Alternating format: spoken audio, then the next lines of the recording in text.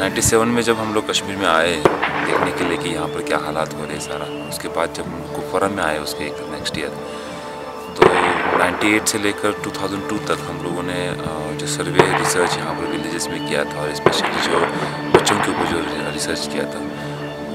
तो उसमें जो पता चला कि there are so many orphan girls in specially this district, then we decided to start one home for girl child, specially girl child, because पूरे entire Kashmir में ऐसा कोई होम नहीं था और स्पेशली कुपवारा डिस्ट्रिक्ट में नहीं था। वो घर से बच्चे आए थे कि जिन्होंने अपने फादर को खो दिया था और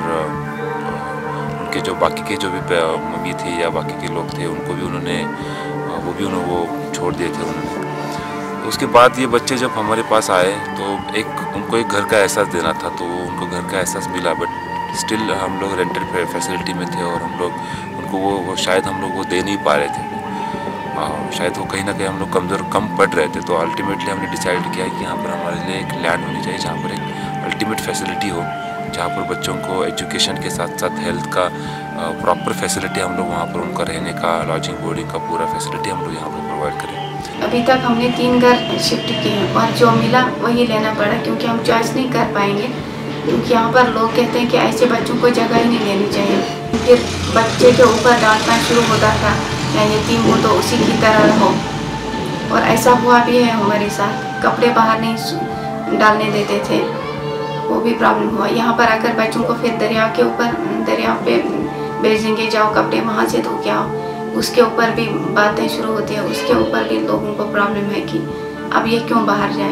रहे हैं। बच्चे को नीचे से पानी का बकेट लाना, तो उसको वहाँ पर भी गालियाँ सुननी पड़ती थी कि आप रेंटेड बिल्डिंग में हो, उसी तरह रहो। तो वो जो एहसास है वो हमें पहले से ही सब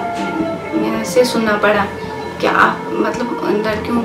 जितने भी बच्चे हैं हमारे, उनको पहले यही वर्ड पता था कि अपना घर नहीं है। और लड़कियां होने की वजह से हम लोग कहीं ना कहीं ऐसी जगह हम लोग लेना चाह रहे थे कि जहाँ पर सिक्योरिटी भी हो, एट द सेम टाइम उनका जो मेंटल ग्रोथ हो, एक अच्छे जगह पर उनको एक फ्रीडम मिले, उनको एक खुली जगह मिले। तो यही ज़मीन है जहाँ पर हम लोगों ने आज we are going to build home for girl child, हमारे बच्चों के लिए बनाने जा रहे हैं। और इसमें वो भी लेडीज़ आएंगे जो विडोज़ हैं। यहाँ पर वो हम लोग प्लान कर रहे हैं कि वोकेशनल ट्रेनिंग सेंटर शुरू करें, ताकि यहाँ पर जो लेडीज़ हैं जिन्होंने अपने हस्बैंड को खोया है, लेकिन बच्चों को और उसकी वजह से जो बच्चे ऑर्फन हुए लेकिन वो बच्चों को संभाल नहीं पाते हैं। तो ये भी एक रीज़न है कि बच्चा ऑर्फन क्यों हुए, क्योंकि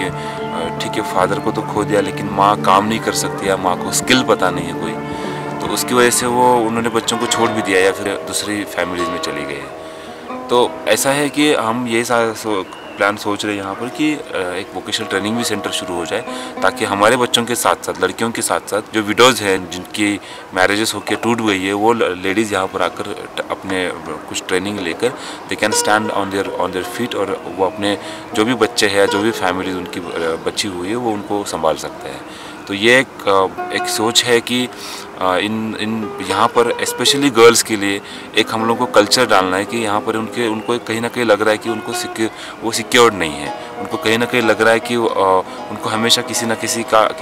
का सहारा चाहिए, लेकिन वो ये नहीं सोच रहे कि they can stand on their own feet, अगर उनके पास वो स्किल है या उनके पास अगर उनका अपनी कैपेसिटी का अंदाज़ा नहीं है। और शायद हम लोग ये इस होम से वो एक एहसास करें, अपने आप को समझे कि उनमें भी एक ताकत है, उनमें भी एक कैपेसिटी है जो वो चेंज कर सकती है, वो खुद भी चेंज हो सकती है और at the same time society को भी चेंज कर सकती है। तो इस तरीके का घर हम लोग बनाना चाहते हैं कि जब भी अगर कोई लड़की बाहर चली जाए और उसको जब लगेगा कि नहीं मेरा घर कहाँ पर है, जब मेरा घर कहाँ है, ऐसे जब वो सवाल आ जाएगा तो वो यहाँ तक पहुँच जाएगी। अपना घर बनेगा उनका, तो उसमें खुशी खुशी सब कुछ करेंगे और उनका ही घर है, हमेशा रहेगा।